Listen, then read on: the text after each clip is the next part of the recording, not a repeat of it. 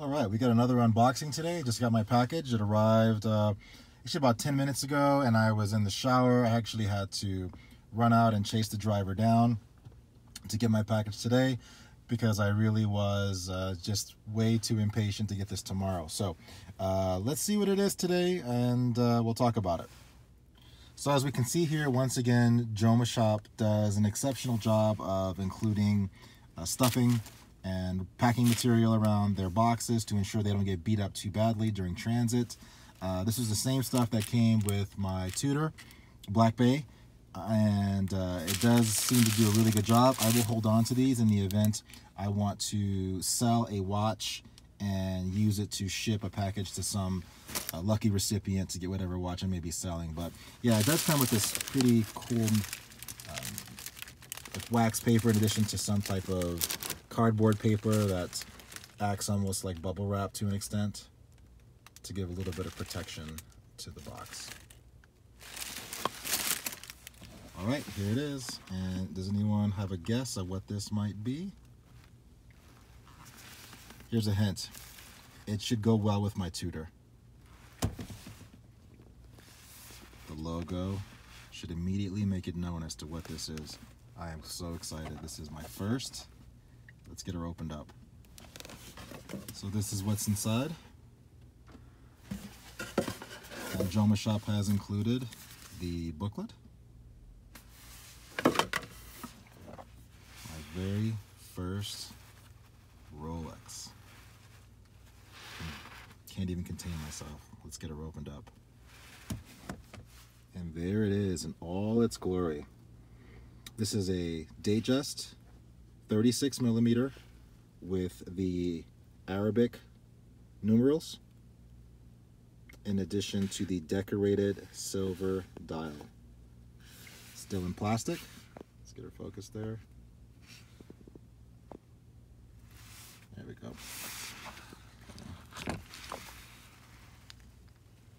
Here we can see all of the accoutrements that come with a brand new Rolex. Obviously still in the plastic. Let's get a zoom in on this dial a little bit.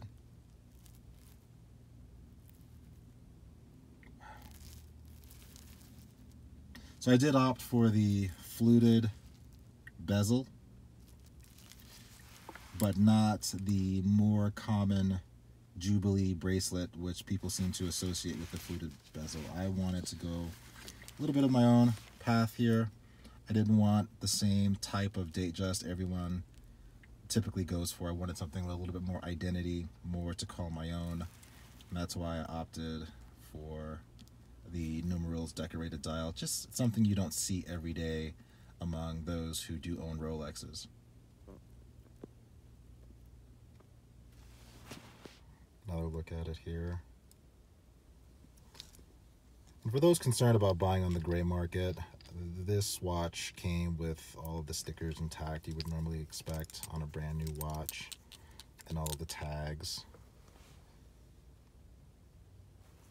Obviously, you don't get that factory warranty when you purchase on the gray market, but provided the discount is large enough, you would cancel out any of the concerns with the warranty claim.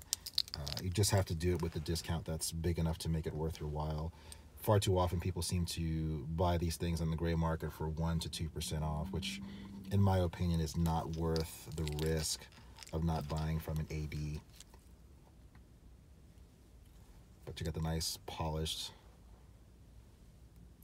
and semi-brushed bracelet here. Look at the machining on the clasp. Obviously the logo, which there's still stickers all over it, so if you see any abnormalities on the clasp, it's going to be those stickers. If I zoom in a little bit, you might be able to see it more.